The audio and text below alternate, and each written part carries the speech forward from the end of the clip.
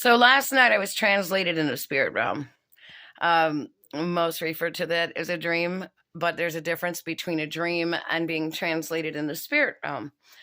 And last night in particular, I happened to be translated and seeing Lily. She was sleeping in the room with me. She's going through some personal changes and stuff, and she felt more comfortable sleeping in the room with me, right where she's at over there. And I was laying in my spot on the bed, and all of a sudden I found myself in the spirit realm, not in the physical. I'm not grabbing her in the physical and sitting her up. And I grabbed her spirit and sat her up and leaned her against my pillows, and her eyes became so red, like red lights, like the pupil and the iris were bright red, and she opened her mouth and her eyes wide.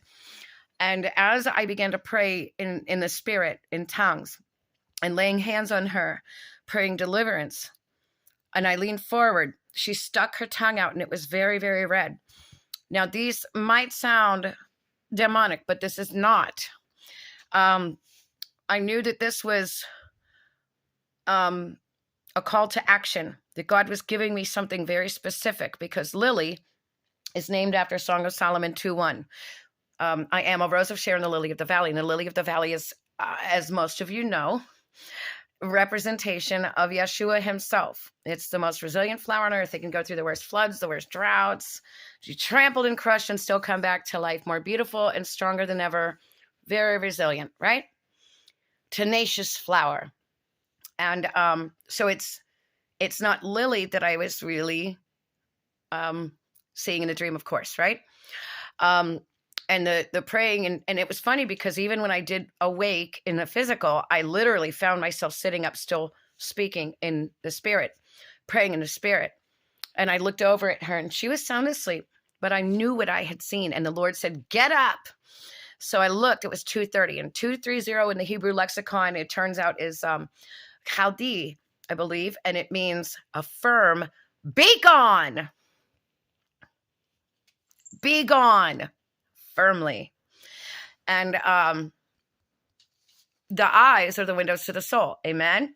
And in the Bible, the Lord is described as having eyes of fire and hair like white wool. So the eyes of fire, those red eyes, opening quite wide, the windows of the soul, are basically in representation of the authority and jurisdiction of Yeshua in the soul. Amen. And the mouth is always speaking something, and the tongue, right? It has to do with like speaking. And the fact that it was bright red like blood, and she was leaning towards me with it as I spoke in the spirit. This is a firm confirmation of speaking this out and casting this out, because guess what? I was praying like crazy. I had to stay up and pray for, 30 minutes. And the Lord finally let me go back to sleep about 3:00. And I know that these demons that are mad that they have been ousted from our life and our home and our spirit and soul are very perturbed. And so this morning we were going about our daily routine, and I just happened to step outside at the same time my friend was out on the side of the house, and I didn't know she was out there.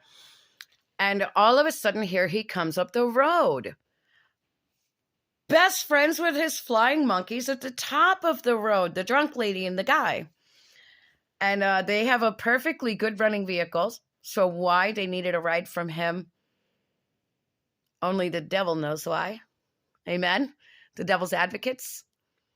And Deborah happened to step around, and she said, I watched him drive on that road down there below us, High Street, 3 or 4 times, back and forth, before he finally came up this road. Did you just step outside? I said, yeah, the Lord had me step out the front door, and there he comes up the road right at that moment. And I have a video. And we began to pray loudly, speaking it out. And so I'm going to be posting the video unlisted on my YouTube channel, but this one is going public on Facebook and YouTube. And I didn't find it a coincidence, because I told you yesterday in the live feed, all these little baiting techniques and triangulation is just to try to get a reaction, right?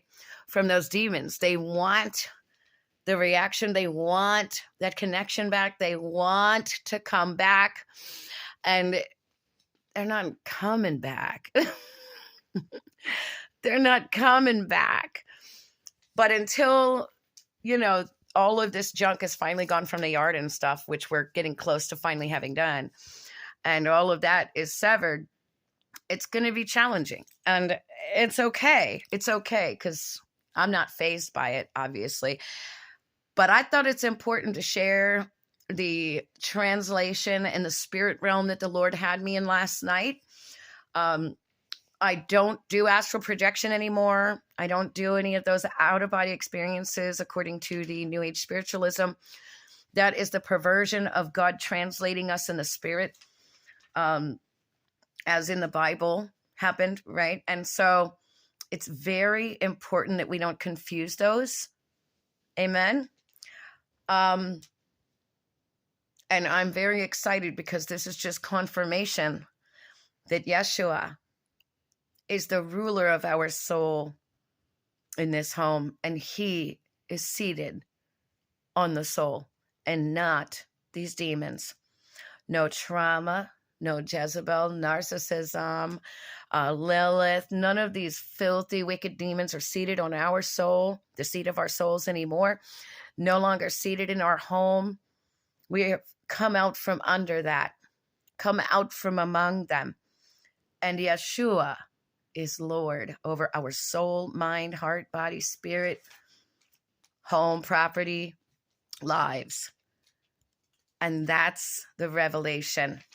And those demons have had a firm, be gone in the name of Yeshua.